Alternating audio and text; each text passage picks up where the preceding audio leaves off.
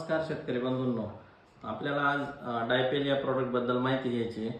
तर याच्यामध्ये आहे बॅसिलस थ्युरेन्सिस.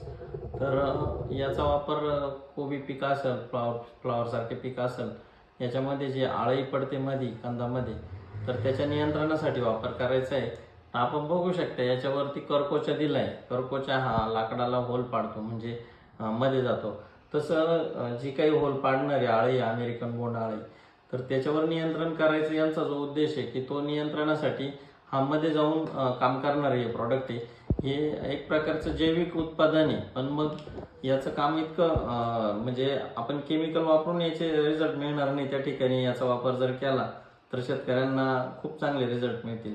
तर याचं मार्केटमध्ये डायपेल या नावाने सुमिटोमो कंपनीचं येतं आणि हे पूर्णपणे जैविक आहे. म्हणजे बॅक्टेरिया आपण जे म्हणतो आळ्याच्याच पेशींपासून बनवलेल्या याच्यावर वाढ केलेली याचं हे जे जैविक प्रॉडक्ट आहे. तर याचा वापर शेतकरी बंधूंनी कोबी, फ्लावर किंवा इतर जे वांग्यासारखे आळी जास्त प्रमाणात प्रादुर्भाव असलेले पिकं आहे, तर त्याच्यावर नियंत्रण मिळवण्यासाठी डायपेलचा एकरी 250 ते 300 मिली किंवा 200 लिटर पाण्यासाठी 250 ml असं प्रमाण घेऊन फवारणी करायची. अतिशय चांगले रिझल्ट मिळतील. धन्यवाद.